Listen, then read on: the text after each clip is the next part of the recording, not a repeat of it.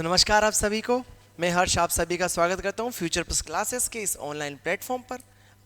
मैं उम्मीद करता हूं आप सभी लोग अच्छे होंगे और अपनी तैयारी अच्छे से कर रहे होंगे।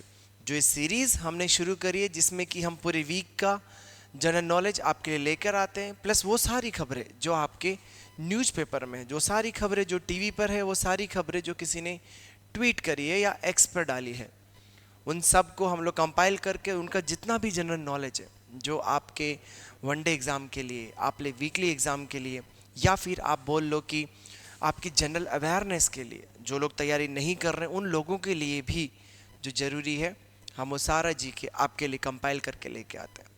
तो चलिए फिर इस सेशन की शुरुआत करते हैं। आज है 27 और ये वीडियो मैं आज रिकॉर्ड करने जा रहा हूँ। इस सेशन में जो हमने डेटा रिकॉर्ड किया है या जो हम क्वेश्चंस लेकर आए हैं वो सारा आपके पिछले वीक का है। 20 तारीख से लेके अभी तक का डेटा हमने कंपाइल करके आपके सामने लेके आए हैं। तो चलिए फिर शुरू करते हैं आपके सामने।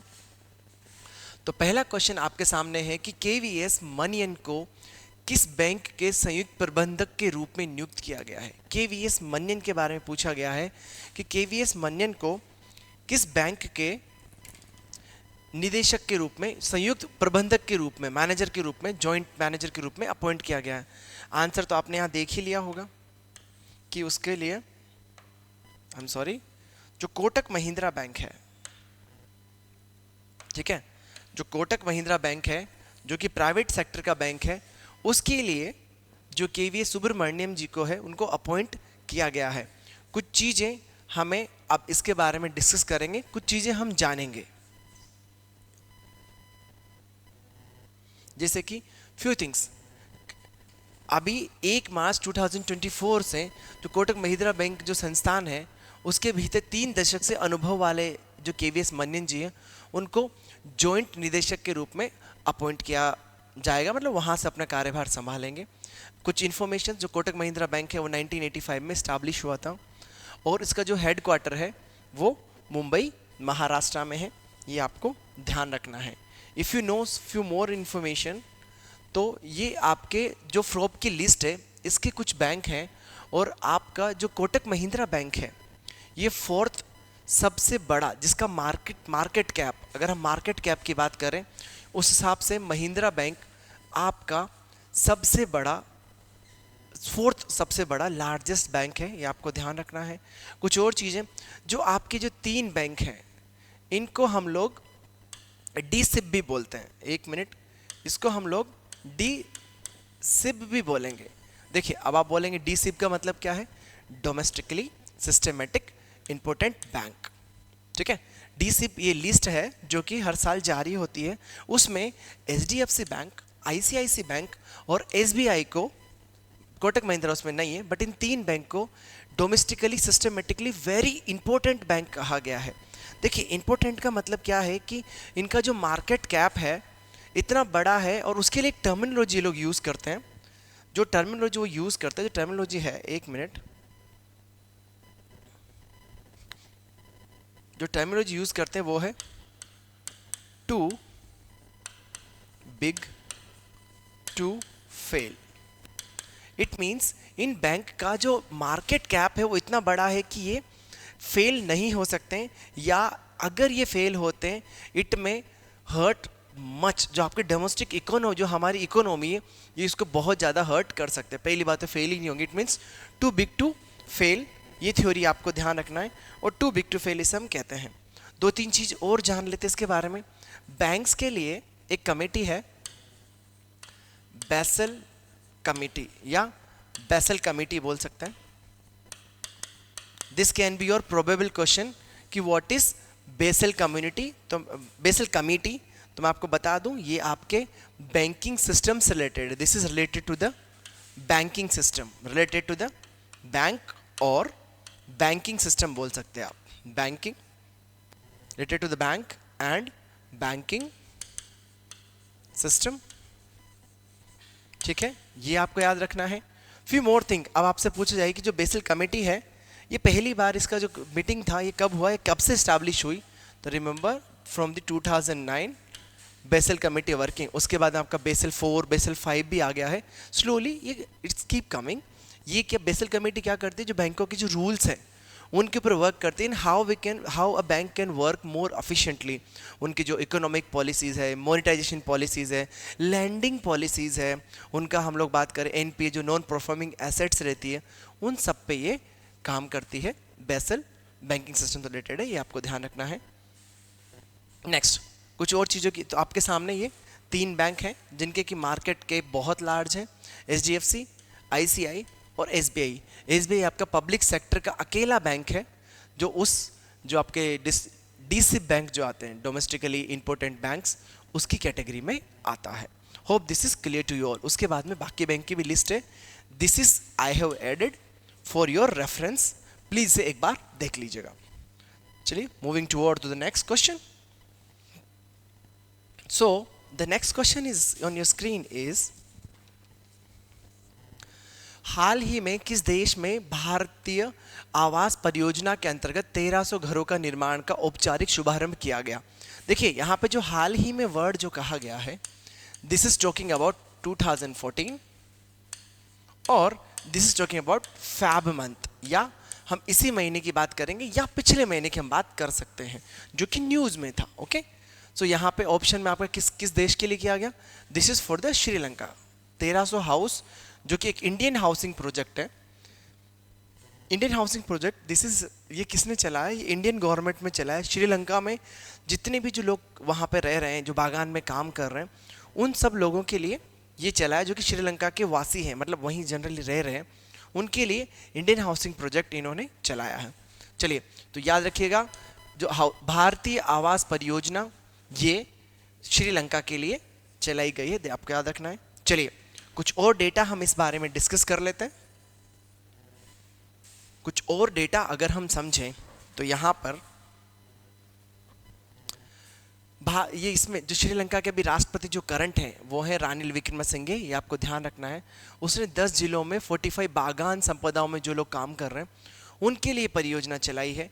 19 फरवरी 2024 को कोलंबो के जो राष्ट्र वहाँ से इसकी अनाउंसमेंट किया गया, और जो श्रमिक वहाँ काम कर रहे हैं, ठीक है, प्लांटेशन वर्कर्स हैं, यहाँ पे जो प्लांटेशंस वर्कर हैं उनके लिए ये योजना चलाई गई है और इसमें कहा गया है, ठीक है। इसका जो नेतृत्व है नरेंद्र मोदी जी ने किया है, आपको ये ध्यान रखना है, ठीक है। This is for your reference, आपको समझाने के लिए। चलिए नेक्स्ट मूव करते हैं। आपके सामने क्वेश्चन है कि अरुणाचल प्रदेश राज्य ने अपना कौन सा राज्य दिवस अभी मनाया है।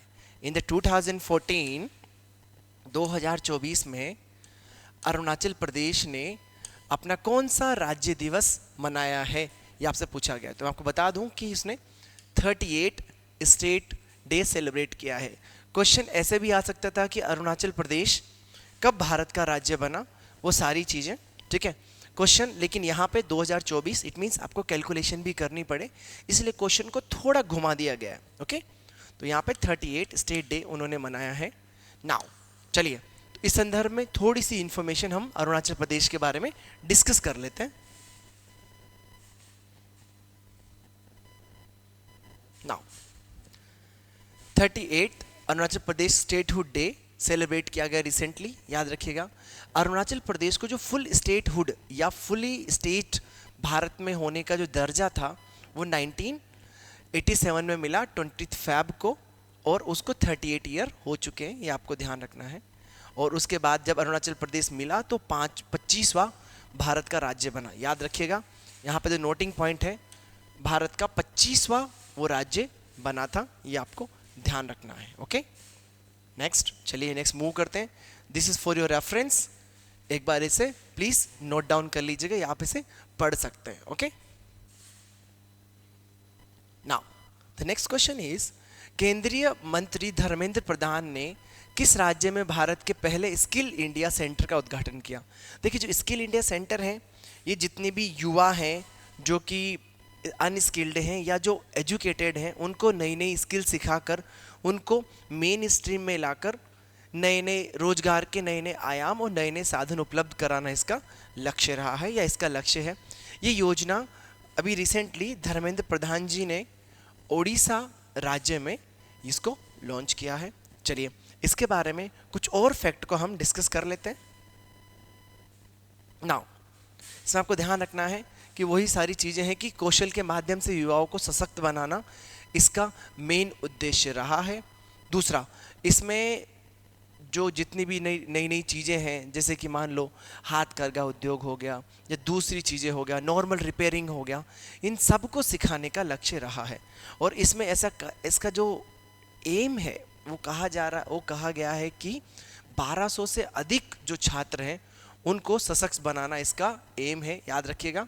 ठीक है, तो जो ये जो कौशल जो योजना है ये कहाँ चली, आपका इसमें रहेगा उड़ीसा में।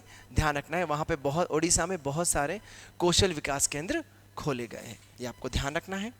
चलिए मूव करते हैं नेक्स्ट इस पर। भौतिक शास्त्र इट मीन्स फिजिक्स की ये बात कर रहे हैं। अदिति सेन डे को किस पुरस्कार से सम्मानित किया गया? तो याद रखिएगा, उनको अभी रिसेंटली घनश्याम दास बिड़ला अवार्ड इसी मंथ में दिया गया है, ध्यान रखना है। The name Ghanshyam Das Birla. Again for your आपके एग्जाम पर्पस से ये क्वेश्चन बहुत इंपॉर्टेंट है। वनडे एग्जाम में तो आप यहाँ से एक क्वेश्चन एक्सपेक्ट कर सकते हैं। चलिए कुछ और इंफॉर्मेशन हम घनश्याम दास बिड़ला अवार्ड के बारे में देख लेते हैं। Now so on 19th of Feb भौतिक शास्त्र में अदिति सेन डे को क्वांटम के लिए, क्वांटम इंफॉर्मेशन और कंप्यूटिंग के लिए उनको 2023 का घनश्याम दास बिड़ला अवार्ड दिया गया है, ये आपको ध्यान रखना है। ये पुरस्कार घनश्याम दास बिड़ला 1991 में शुरू हुआ था, ये अवार्ड, ये आपको ध्यान रखना है। 50 और दूसरा इसमें जो नोट डाउन करने वाली बात है, अगर हम कुछ इन्फॉर्मेशन घनश्याम इनके बारे में जानना चाहें, अदिति डे जी के बारे में, उनका ये है कि अक्टूबर 1974 को कलकत्ता में इनका जन्म हुआ था, ये आपको ध्यान रखना है। 2009 में प्रयागराज में जो हरिश्चंद्र अनुसंधान केंद्र है वहाँ पे इन्होंने भौतिकी के पद पर, प्रोफेसर के पद पे कार्य किया। और इसमें क्या मिलता है याद रखने का, इसमें एक ट्रॉफी, नगद अवार्ड दिया जाता है। जो अमाउंट है वो 5 लाख है, प्लीज़ ध्यान रखिएगा, this can B question. Ghanshyam Das Birla award में 5 लाख रुपए का प्रावधान है, या 5 लाख रुपए दिए जाते हैं। ठीक है, if you wish to you can click photo. We are moving to the next question now this is the list, आप इसे प्लीज देख लीजिएगा, ये आपके रेफरेंस के लिए मैंने ऐड की है, 2023 में उनको दिया गया है। Okay next. Now Madhya Pradesh के किस जिले में केला उत्सव, ये आपके बनाना फेस्टिवल की बात कर रहे हैं, ये बात कर रहे हैं बनाना फेस्टिवल, बनाना फेस्टिवल। ठीक है, ये मध्य प्रदेश के किस जिले का पार्ट है या कहाँ इसे मनाया गया? याद रखिएगा, this is related to the Burhanpur, क्योंकि बुरहानपुर एरिया में बहुत ज़्यादा केले की खेती होती है। बनाना के लिए अगर हम कुछ चीज़ नोट डाउन कर याद रखिएगा, ये पोटेशियम का बहुत अच्छा सोर्स है और पोटेशियम इसमें प्रचुर मात्रा में मिलता है, ये आपको ध्यान रखना है। चलिए फिर कुछ और इन्फॉर्मेशन हम ले लेते हैं इस बारे में। ठीक है, banana city of central India is Burhanpur, याद रखिएगा, सेंट्रल इंडिया की बनाना सिटी हम बुरहानपुर को कहते हैं। तो इसमें जो 2024 का फेस्टिवल है वो मनाया गया, डिस्ट्रिक्ट एडमिनिस्ट्रेशन के रिस्पॉन्सिबल है। और याद रखिएगा, अगर हम कुछ और चीज़ों की बात करें कि बनाना इसका हाउ इट्स इम्पोर्टेंट, बनाना की बहुत सारी इकोनॉमिकल एडवांटेज है, प्लस उसके बहुत सारे मेडिसिनल गुण भी होते हैं जो कि बनाना को इतना इम्पोर्टेंट बनाते हैं। This all about the farming criteria, ये आप नॉलेज के लिए प्लीज़ ध्यान रखिएगा। This all are the factual data जो आपको याद रखना है। याद रखिएगा, पोटेशियम प्रचुर मात्रा में मिलता है। Now next, the last question of the day is PM Shri. देखिए, पीएम श्री योजना के बारे में पूछा गया है हाल ही में कि इस योजना का, कौन सी योजना का छत्तीसगढ़ में शुभारंभ किया गया। यहाँ पे ये हाल ही में जो बात कर रहा है, ये बात कर रहा है आपका 19 फैब का, सॉरी, ये बात कर रहा है 19 फरवरी की, ये बात कर रहा है। ठीक है, तो देखिए पीएम श्री जो योजना है वो क्या है, पहले हम ये जानेंगे, उसके बाद बाकी चीज़ों की बात करेंगे। जो पीएम श्री है, जो पीएम श्री जो योजना है, पीएम, एक minute,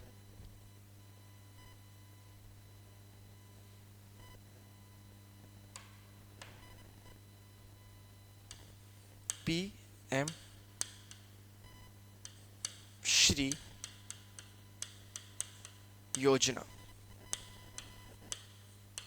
Few things you must know about PM Shri योजना. PM श्री योजना क्या है उनके बारे में आपको आइडिया होना चाहिए. ठीक है, तो इसका अगर फुल फॉर्म लें तो होगा PM school for rising India. Rising India, इसके फुल फॉर्म आपको इंग्लिश में ही याद रखनी पड़ेगी. देखिए, तो PM का PM बन गया, ये Shri school for rising India इस योजना का पूरा नाम है. इस योजना में क्या है, देखिए, इस योजना में जो जितने भी स्कूल्स हैं उनको मोर मॉडर्नाइजेशन की तरफ ले जाकर उनमें लैब्स ओपन करना. देखिए, इसमें नया स्कूल ओपन करना इसका मकसद नहीं है, इसका एम नहीं है, पर जो पुराने स्कूल्स हैं उनको ज़्यादा बेहतर बनाना इस योजना का एम है. ठीक है, ये मैं आपको बता दूं कि ये योजना टीचर्स डे के दिन पहले ही भारत में लॉन्च हो चुकी थी. ठीक है, ये योजना 2022 में ऑलरेडी टीचर्स डे के दिन लॉन्च हो चुकी थी on the day of teachers day. But Chhattisgarh में जस्ट बिकॉज कि अभी गवर्नमेंट चेंज हुई, अभी आपने देखा होगा अब वहाँ पे बीजेपी की गवर्नमेंट है, तो उस योजना को छत्तीसगढ़ में अभी 19 फैब को लागू किया गया. 19 फैब को छत्तीसगढ़ में उस योजना को लागू किया गया, ये आपको ध्यान रखना है. स्कूल्स के मॉडर्नाइजेशन और बेहतर शिक्षा इसका आयाम था. दूसरा, जो PM श्री योजना थी, ये हम कह सकते हैं कि PM श्री योजना किसका पार्ट है, जो आपकी न्यू एजुकेशन पॉलिसी है. न्यू एजुकेशन पॉलिसी है, ये उसके पार्ट या उसके जो लक्ष्य हैं उनको ध्यान में रखते हुए इस योजना को चलाया गया है. ये आपको ध्यान रखना है. ठीक है, hope this is clear to you all. Now कुछ और इंफॉर्मेशन इसके बारे में. ठीक है, इसमें 14,500 जो गवर्नमेंट स्कूल्स हैं उनको अपग्रेड करने की बात इसमें चली है, और 19 फरवरी 2024 को इसको छत्तीसगढ़ में शुरू किया गया है. लेकिन आप याद रखें कि 2022 में ही टीचर्स डे के दिन इस योजना को शुरू कर लिया गया था. आपको ध्यान रखना है. इसमें 211 स्कूल और 17 केंद्रीय विद्यालय ये सब इसमें इंक्लूडेड है. ठीक है, तो होप आपको इस सेशन अच्छा लगा होगा. This is all about the session. ऐसे ही वीडियोस हम आपके लिए रिकॉर्ड करते रहेंगे. अगर आपको मेरा वीडियो पसंद आया है तो प्लीज़ इस चैनल को सब्सक्राइब करें और इस वीडियो को लाइक करें. आपको अगर मेरे इन कंटेंट से रिलेटेड कोई भी इशू है, कोई भी सवाल है, कोई भी फीडबैक है, तो आप कमेंट बॉक्स में ज़रूर दें. आपसे मिलता हूं मैं अगले वीडियो में. Thank you so much. आप सभी का धन्यवाद. अपनी तैयारी करते रहें. आप सभी का सिलेक्शन जल्दी होगा, ऐसी मैं कामना करता हूं. Thank you so much. Signing off.